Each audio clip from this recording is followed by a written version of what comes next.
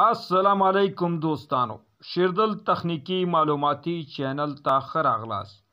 الله تعالی دې وکړي د صحت او عافیت جامه پتن ولرئ. زموږ د نن ورځې ټاپک او موضوع ده د موټر د RPM په رابطه باندې ده. په دې ویډیو کې زه غواړم تاسې ته د څلورو مهمو موضوعاتو په هکله عمومي معلومات درکم.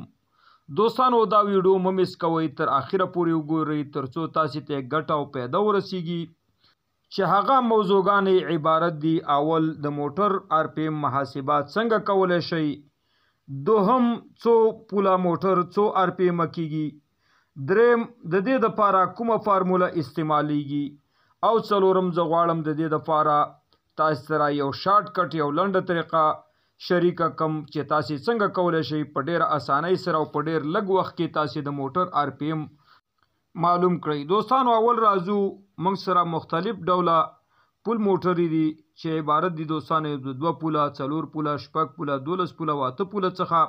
پول دوستانو په موټر کې د کویلونو سیټ ته دوستانو پول ویل کیږي. نو دوستانو اول راځو RPM ته. RPM عبارت دی دوستانو د روټیشن پر منټ. په یو منټ کې دوستانو د دورانونو مجموعه تکمیلولو ته یو موټر دی دوستانو په یو منټ کې څو دورې وهي او دا تکمیلوي، دې ته دوستانو RPM ویل کیږي. او د دې پرمول داسې دی دوستانو چې NS مساوي کیږي د 120 ضرب دوستانو فریکوانسي تقسیم په پول باندې، او NS مساوي کیږي دوستانو د RPM سره، او 120 دوستانو مساوي کیږي د فیز انګل سره، او F دوستانو مساوي کیږي د فریکوانسي سره، او P مساوي کیږي د نمبر اف پول سره.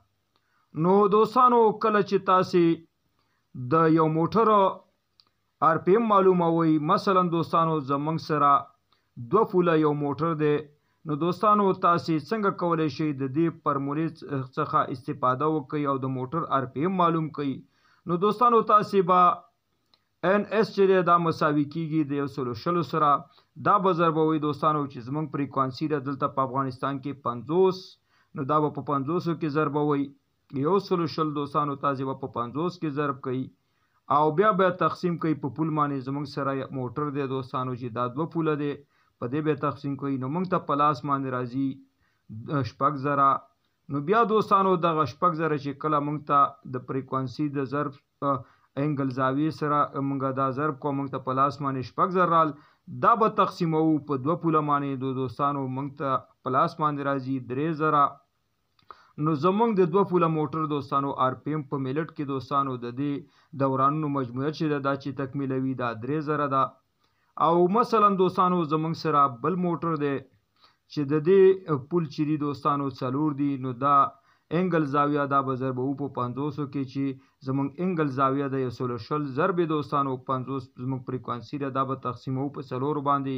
نو موږ ته په لاس باندې راځي 1500 لکه 1.5 چکرې دوستانو په منټ کې دغه زموږ 4 پوله موټر چکرې وهي، دورې وهي او دا تکمیلوي.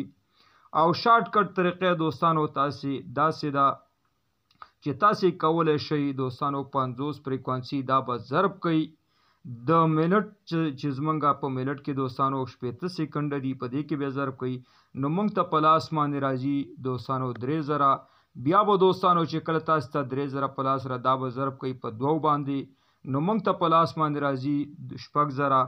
نو دا 6000 دوستانو تاسې کولی شئ که موږ 2 پوله موټر ولرو یا 4 پوله موټر ولرو، نو تاسې تقسیم کوئ، تاسې ته په لاس باندې هماغه عادت RPM راشي دوستانو لکه څنګه چې د فارمول مطابق راغلی. مثلا دوستانو د دې دپاره موږ غواړو 6000 دی، زموږ سره سیلینګ فین دی دا 12 پوله دی، نو موږ یې په 12 تقسیموو، نو موږ ته RPM په لاس باندې راځي 1500. نو زموږ د پکې RPM سپیډ چې دی دوستانو په منټ کې مجموعه د سپیډونو د دورانونو چې دا 1500 ده. نو په دې طریقه تاسې کولی شئ د موټر دوستانو RPM معلوم کړئ، هم د فارمول او هم په دې شارټ کټ طریقې سره. دوستانو زموږ د نن ورځې ټاپک او موضوع همدومره وه.